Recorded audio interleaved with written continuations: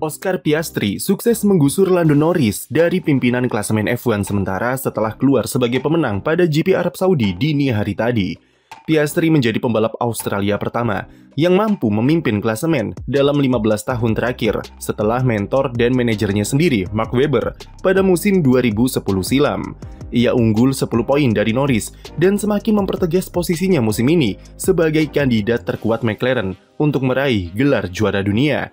Pencapaiannya kemarin juga merupakan kemenangan kelima Piastri dalam karirnya, yang mana itu sama dengan jumlah kemenangan Lando Norris sejauh ini, dan Piastri hanya butuh 3 musim untuk mendapatkannya. Dari jalannya balapan sendiri, Piastri harus puas start dari posisi kedua karena kalah 0,01 detik dari Max Verstappen yang menggila di kualifikasi. Saat balapan, duel antara Piastri dan Verstappen sangatlah dinantikan karena akan jadi kesempatan pertama bagi pembalap 23 tahun tersebut untuk hadapi sang juara bertahan dengan duel proper. Ketika start, Piastri langsung menggebrak dengan lakukan start bagus dan tempatkan mobilnya sejajar dengan Verstappen. Masuk tikungan pertama, disinilah prahara dimulai. Verstappen seperti biasa secara agresif mengambil sisi luar untuk menjaga posisinya, sementara Piastri juga bisa mengerem dengan telat untuk berusaha mengklaim tikungan pertama. Masuk tikungan 2, keduanya masih sejajar, dengan posisi Piastri yang makin melebar untuk menutup jalur Verstappen. Alhasil pembalap Belanda itu harus buang setir dan memotong tikungan kedua karena merasa tidak ada ruang yang disisakan Piastri. Verstappen kemudian diinvestigasi oleh Ray Stewart karena memotong tikungan kedua tersebut dan dijatuhi hukuman penalti 5 detik karena dianggap ambil keuntungan ketika berduel dengan Oscar Piastri. Berdasarkan keputusan dari FIA dari bukti-bukti yang ada, posisi mobil Piastri sudah berada di depan mobil Verstappen ketika fase entry tikungan pertama, dan roda depan Piastri masih di depan spion dari mobil Verstappen saat menyentuh apex.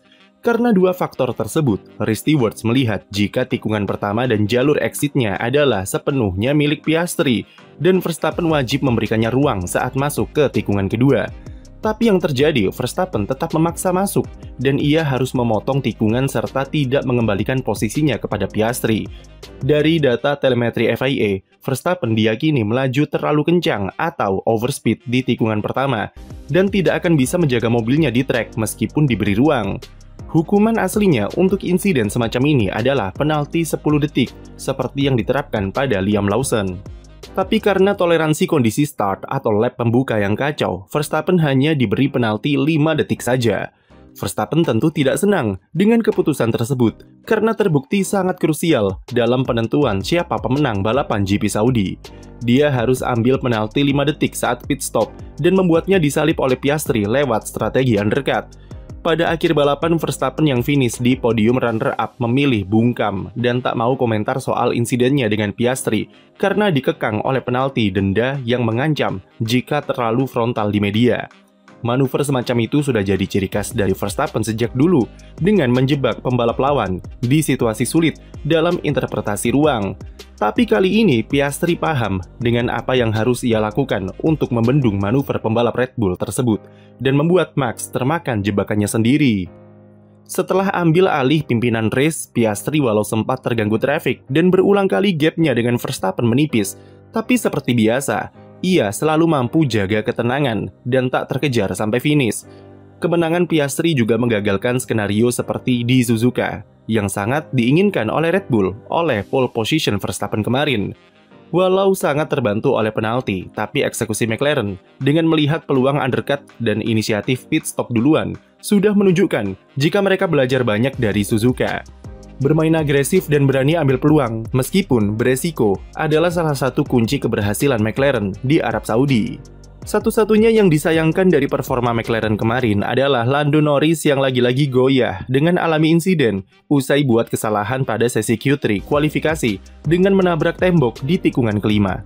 Itu membuatnya harus start dari posisi 10 dan kembali menyulitkan peluangnya dalam perburuan gelar.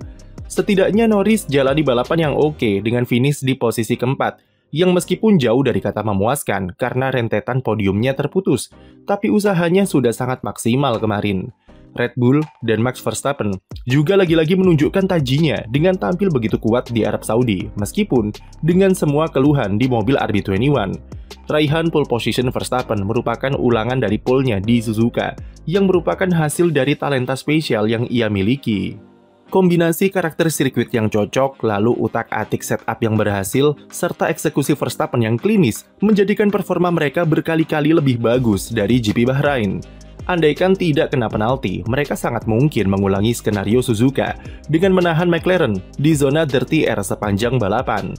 Selain fans McLaren, tifosi juga merupakan golongan orang-orang yang Senin paginya sungguh bahagia karena akhirnya Ferrari pecah telur dengan raih podium perdananya untuk 2025. Charles Leclerc finish di posisi ketiga dan lakoni balapan terbaiknya sejauh ini. Padahal, Ferrari sempat diragukan bisa tembus ke tiga besar karena pembalapnya sendiri pesimis jika SF25 punya kecepatan untuk bisa naik ke podium. Tapi berkat strategi dan eksekusi jitu dari Ferrari, podium yang semulanya tidak mungkin akhirnya bisa mereka gapai. Leclerc lakukan strategi golong dengan bertahan selama 29 putaran memakai ban medium di stint pertama dan memanfaatkan clear air ketika pembalap-pembalap di depannya sudah masuk pit. Dengan kondisi ban medium yang sudah usang dan terbantu clear air, dia masih mampu melaju sama cepat dengan Lando Norris yang pakai ban hard. Kecepatannya yang solid selama memimpin balapan merupakan hal yang sangat krusial untuk membuatnya berada di dalam kandidat peraih podium. Masuk ke stint kedua dengan ban hard, Leclerc tak butuh waktu lama untuk menyalip George Russell untuk merebut posisi ketiga. Jelang akhir balapan, walau dikejar oleh Norris yang pakai medium baru, Leclerc tidak gentar dan bisa menjaga konsistensi untuk tidak terlalu kehilangan banyak waktu dari Lando. Leclerc menuntaskan balapannya dengan finish di podium ketiga untuk persembahkan podium perdana bagi Ferrari musim ini. Selain strategi, eksekusi pit stop Ferrari juga lagi-lagi sangat gacor karena dalam 5 balapan secara beruntun, mereka jadi tim dengan pit stop tercepat. Kemarin saja, pit Leclerc diselesaikan dalam waktu 2 detik pas dan pit Hamilton rampung dalam 2,1 detik saja. Sayangnya, capaian Leclerc kemarin tak bisa diikuti oleh Hamilton yang masih belum menemukan ritme yang pas karena masih menyesuaikan diri ke karakter mobil SF25. Ia mendapat hasil kualifikasi dan selesaikan balapan di posisi yang sama, yaitu posisi ke-7. Meski masih banyak PR soal performa mobil, operasional Ferrari harus diakui sangat membaik dibandingkan 3 atau 4 tahun yang lalu. Selama cuaca tidak hujan, setidaknya strategi serta eksekusi skuad Maranello ini sudah bisa dipercaya di setiap balapannya. Mercedes sedikit lemas di GP Arab Saudi dengan permasalahan di seputar ride quality dari Russell yang keluhkan mobilnya alami bouncing di tikungan cepat sirkuit Jeddah. Secara performa mereka memang masih solid dengan Russell yang bisa tempatkan W16 di grid ketiga. Tapi ketika balapan, mereka dihantui oleh degradasi ban yang cukup tinggi. Strategi mereka tak berjalan dan harus puas finish di posisi kelima serta keenam pada race kemarin. Duo Williams berhasil koleksi double point keduanya musim ini usai Carlos Sainz sentuh garis finish di urutan ke-8 dan disusul Alex Albon di posisi 9. Dengan hasil kemarin, Williams kumpulkan tambahan 6 poin di klasemen konstruktor dan berhasil menggeser kembali Haas dari posisi kelima. Kerjasama yang apik ditampilkan oleh Sainz dan Albon. Sainz memakai strategi yang persis, seperti ketika ia raih kemenangan di GP Singapura 2023, yaitu memberikan Alex Albon di RS untuk menjaganya dari kejaran Isaac Hadjar. Strategi itu berhasil, dan Hadjar dibuat frustrasi karena tak mampu mengejar Albon sampai akhir balapan.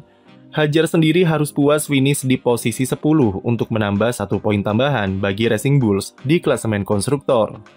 Dua pembalap yang gagal finish pada GP Saudi kemarin adalah Yuki Tsunoda dan Pierre Gasly yang terlibat insiden pada lap pembuka. Gasly berniat salip Tsunoda dari sisi luar, tapi malah menyenggol ban depan Red Bull yang membuatnya melintir menabrak tembok. Jadi apa momen favorit kalian di balapan kemarin? Coba tulis di komentar, dan jangan lupa beri like dan subscribe untuk konten F1 lainnya.